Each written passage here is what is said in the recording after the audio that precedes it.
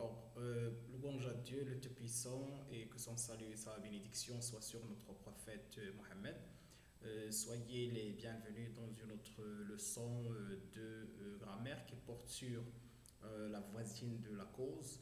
Il s'agit bel et bien de l'expression de la conséquence. Donc, qu'est-ce que la conséquence? Observons cet exemple. Saïd est très méchant, donc tous ses camarades le détestent.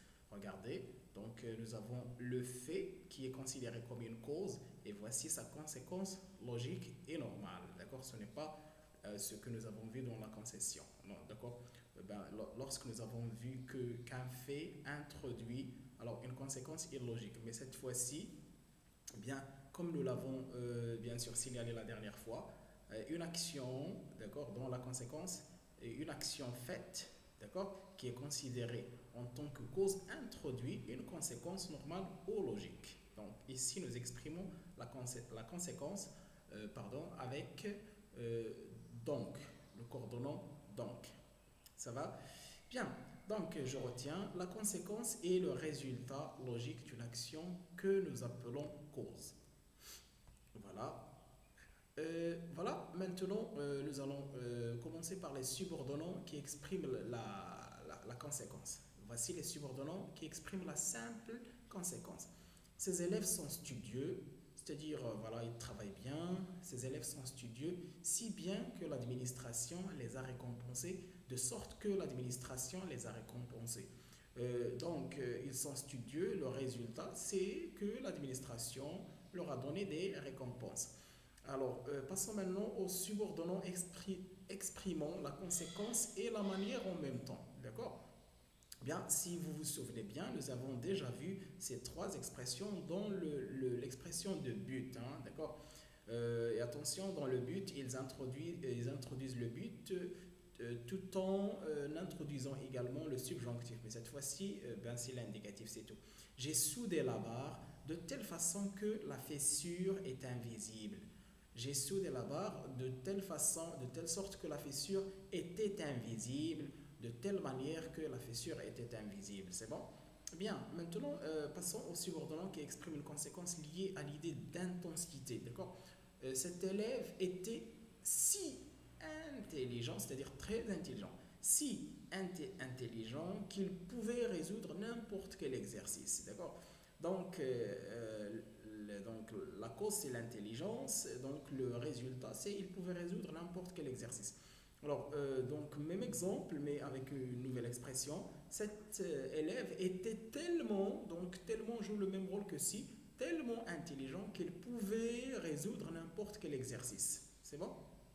Bien, un autre exemple, toujours dans le cadre des subordonnants qui expriment la conséquence liée à l'idée, bien sûr, d'intensité, ce technicien connaît si parfaitement son métier alors qu'il peut réparer n'importe quelle machine. Regardez ici, bien sûr, là, nous avons utilisé les adjectifs et ici, nous avons utilisé un adverbe. Mais attention, on ne peut pas mettre ici tellement parfaitement, non, d'accord? Bien, tellement donc est utilisé avec un adjectif, alors que si alors est utilisable soit avec un adjectif, soit avec un adverbe. Donc je reprends, ce technicien connaît si parfaitement son métier qu'il peut réparer n'importe quelle machine. Regardez également un autre exemple. Le conteur criait tellement que sa voix s'enroua. D'accord? Donc elle criait, c'est-à-dire beaucoup. Le résultat, c'est sa voix s'était enrouée. Les enfants faisaient tant de bruit que les grands-parents se fâchèrent. Regardez ici, il y a un nom. Les enfants faisaient, c'est-à-dire beaucoup de bruit, hein, tant de bruit que les grands-parents se fâchèrent. Le joueur Nseri marqua tant de buts qu'il fut félicité par les spectateurs. C'est bon? Bien, maintenant, voici les subordonnants qui expriment une conséquence envisagée, c'est-à-dire une conséquence alors envisagée dans le futur, d'accord? Il peut être réalisable ou non réalisable. Regardez, bien, pardon, je cherche bien sûr la souris. Alors, la conséquence réalisable. Ce garçon est assez grand pour qu'on lui permette d'aller à l'école tout seul. D'accord? Bien, donc, c'est-à-dire, ce garçon est suffisamment grand. Donc, on peut lui permettre d'aller à l'école tout seul. Voilà. Donc, ce garçon est kabirun kifayatan. D'accord? لنتركه كذا. Voilà, donc c'est un exemple un peu compliqué. Ce garçon est assez grand pour qu'on lui permette d'aller à l'école tout seul. Regardez, donc c'est toujours le même voilà, un exemple qui a le même sens mais avec une autre expression. Cet homme est suffisamment fort pour qu'on le charge de porter ce grand sac de blé. C'est-à-dire cet homme est très fort, donc on peut le charger de porter ce sac. Donc c'est une conséquence qui peut être réalisée. Voilà, regardez, la conséquence non réalisable. Ce garçon ce garçon n'est pas assez grand pour qu'on lui permette d'aller à l'école tout seul. C'est-à-dire ce garçon n'est pas suffisamment grand, donc on ne peut pas lui permettre d'aller à l'école tout seul. Eh bien, ce garçon est trop petit pour qu'on lui permette d'aller à l'école tout seul. Bien, regardez, il est trop petit. C'est-à-dire ce garçon est trop petit, donc on ne peut pas lui permettre d'aller à l'école tout seul. Regardez maintenant, passons au coordonnant de conséquences. Là, nous n'avons pas beaucoup de problèmes, d'accord? Bien, ces élèves sont attentifs. Alors, ils comprennent vite la leçon. Ça, c'est le résultat. Hein. Ils sont attentifs, ça, c'est le résultat. Voici donc les coordonnants possibles.